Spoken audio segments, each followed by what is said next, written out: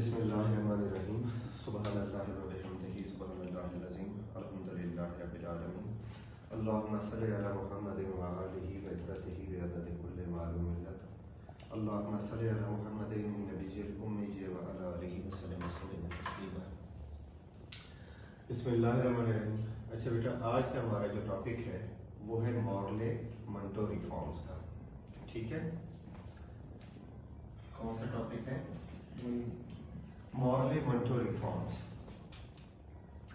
अच्छा जी, Morley Manto reforms कब दी गई? इन 1909। These reforms were given or passed in 1909. Now, what were the Morley Monroe reforms? What was the background? You know the background.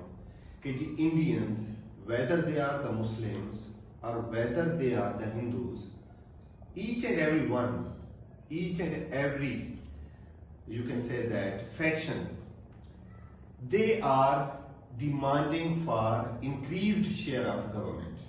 Indians की demand ये है कि हमारा जो राइट है गवर्नमेंट के अंदर, हमें गवर्नमेंट के अंदर कोई शेयर नहीं दिया जा रहा। British are only ruling us, they are just looting and plundering us, लेकिन गवर्नमेंट में हमें किसी किस्म का कोई शेयर नहीं दिया जा रहा। So what they wanted was the more representation. जिस तरह मैंने कल बताई, आपको पढ़ाया था, सिमिलर डेपुटेशन। सिमिलर डेपुटेशन के अंदर मुस्लिम्स ने क्या कहा था? that we want to have more weightage. अब वो more weightage क्या है? More representation as compared to their population. ठीक है, तो अब ये है डिमांड इंडियंस की। कौन सी वाली? कि हमारा शेयर गवर्नमेंट के अंदर क्या किया जाए जी? इंक्रीज किया जाए। तो now both these persons, the viceroy, the new viceroy Lord Manto and the Secretary of State John Morley, both of them, they were convinced by this demand कि वाकई ये जो हम बात, ये जो इंडियंस बात कर रहे हैं, जो इंडियंस डिमांड कर रहे हैं, it is their right and they क्यों? कि भाई देखें, ब्रिटिश को इस बात का भी पता था कि अब कांग्रेस ने स्वदेशी मूवमेंट स्टार्ट की हुई है, तो किसी न किसी तरीके से उस स्वदेशी मूवमेंट के इंपैक्ट को भी हमने क्या करना है? रिड्यूस करना है, उनको हमने स्टॉप करना है। बैरियर कोई ना कोई हमारे पास होना चाहिए। तो वो क्या, ये चीजें वो कैसे कर सकते हैं? वो हिंदूज को खुश करना चाहते हैं, साथ मुस्लिम्स को भी खुश करना। मुस्लिम तो खुश है ही है पहले से ही, ठीक है, क्योंकि पार्टीशन ऑफ बंगाल हो गई सिमिलर डेपुटेशन की वजह से, और अब उन्होंने अपनी पार्टी भी बना ली है। लेकिन अब वो हिंदूज का जो इम्पैक्ट है उसको भी थोड़ा सा क्या करना चाहते हैं? उसको भी, उसके इफेक्ट को रिड्यूस करना चाहते हैं। तो that's why they were convinced with this fact कि जी इंडियन का जो राइट है गवर्नमेंट के अंदर उसको इंक्रीज किया जाए। अब इस वजह से इन दोनों ने कुछ रिफॉर्म्स दी, जिनको मॉर्ले मंटो रिफॉर्म्स का नाम दिया जाता है, क्योंकि ब्रिटिश गवर्नमेंट ने उनको पास किया, या फिर इनको क्या नाम दिया जाता है? इंडियन काउंसिल्स एक्ट का।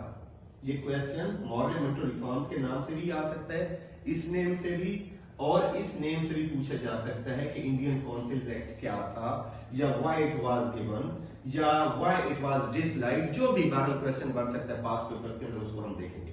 अब ये है जी Lord Minto and John Morley. इन्होंने क्या किया है? ये वाली रिफॉर्म्स दी हैं। इनके अंदर कौन कौन से पॉइंट्स हैं?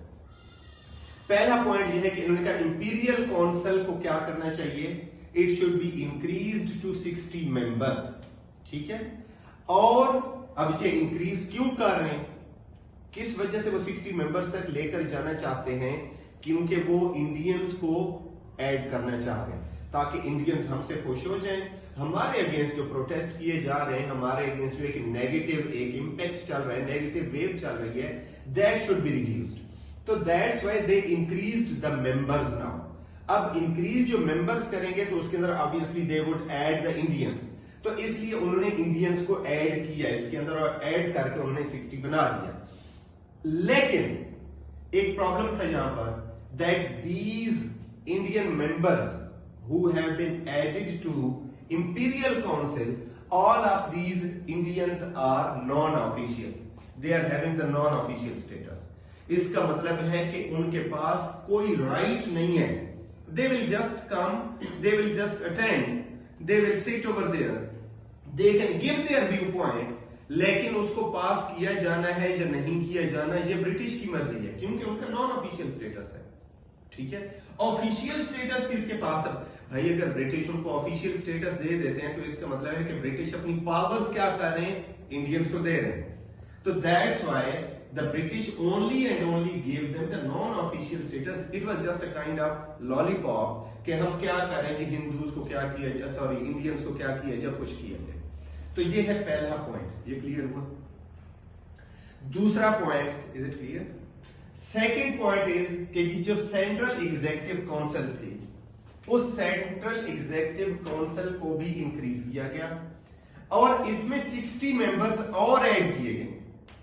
60 मेंबर्स और ऐड किए गए सेंट्रल एग्जीक्यूटिव काउंसिल के अंदर। लेकिन इसका भी वही काम है जिस तरह के ये नॉन ऑफिशियल्स का काम था इंडियंस का, कि ये भी क्या कर सकती है ये council? It can only discuss the matters, कोई भी मैटर है, बजट हो सकता है, डिफेंस हो सकता है, फॉरेन, कोई भी बारल हो सकता है, ठीक है, इंडियंस का, वो तमाम के तमाम मैटर्स को डिस्कस तो कर सकती है, एडवाइस भी दे सकती है, लेकिन लॉ मेकिंग इसके पास कोई पावर नहीं नजर आ रही, क्योंकि ये भी नॉन ऑफिशियल स्टेटस की तरह है। ये तो क्लियर हो? The third is provincial councils. जिस तरह हमारी प्रोविंशियल क्या होती है, असेंबलीज होती हैं, ठीक, नॉट द, लेकिन बाहर काउंसिल और असेंबली में फर्क होता है। नॉट द प्रोविंशियल काउंसिल्स, इनके साथ क्या होगा? प्रोविंशियल काउंसिल्स को भी इंक्रीज किया गया। जो लार्जर प्रोविंस है, जिस तरह पंजाब हो गया, लार्जर प्रोविंसेस के बंगाल हो गया, लार्जर प्रोविंसेस के क्या है जी, उसके अंदर मेंबर्स को इंक्रीज करके उस काउंसिल की तादाद कितनी कर दी जाएगी? मेंबर्स की 50 कर दी जाएगी लार्जर प्रोविंसेस में, और स्मॉलर प्रोविंसेस में भी मेंबर्स को इंक्रीज किया जाएगा और कितने तक पहुंचा दिया जाएगा? 30 मेंबर्स तक पहुंचा दिया जाएगा। ये क्या है जी? मेनली पार्लियामेंट्री रिफॉर्म्स हैं। एक दो और बातें भी ऐड की गई। इसके अंदर कहा गया कि मुस्लिम्स को सेपरेट इलेक्टोरेट दिया जाएगा। देखें, सिमिलर डेपुटेशन के अंदर मुस्लिम्स की डिमांड थी कि हमें सेपरेट इलेक्टोरेट दिया जाए, हम अलहदा से अपने इलेक्टोरेट को हमारे, तो वो बात उस टाइम जो लॉर्ड मंटो था उसने प्रॉमिस किया था। क्या प्रॉमिस किया था? कि हम आपका ये जो जितनी भी डिमांड्स हैं, मोर वेटेज वाली और सेपरेट इलेक्टोरेट वाली, दोनों एक्सेप्ट करेंगे। He gave them this surety. लेकिन ऑब्वियसली उस टाइम ना तो कोई लॉ बना था, ना कोई काउंसिल थी, ठीक है, कोई एक्ट बनाया गया था कि वो फौरन ही उसको पास कर देता। तो उसने उनको कहा था कि हम इसको जब भी लॉ बनाएंगे, जब भी कोई रिफॉर्म्स लेकर आएंगे, उसके अंदर ऐड करेंगे। तो देखिए, उसने पहली बात को भी में भी उसको क्या किया है? प्रॉमिस फुलफिल की है कि मेंबर्स इंक्रीज किए, और दूसरी बात भी उसने क्या की है? फुलफिल की है कि सेपरेट इलेक्टोरेट फॉर मुस्लिम्स होने चाहिए। ये सारी बातें क्लियर हुई। इसके बाद जो हिंदूज ये एक्सपेक्ट कर रहे थे कि reversal of partition of Bengal होगी, वो बिल्कुल भी नहीं हुई। वो ये सोच रहे थे कि न्यू रिफॉर्म्स आएंगी तो इन न्यू रिफॉर्म्स के अंदर हमारा फायदा हो जाएगा। दैट्स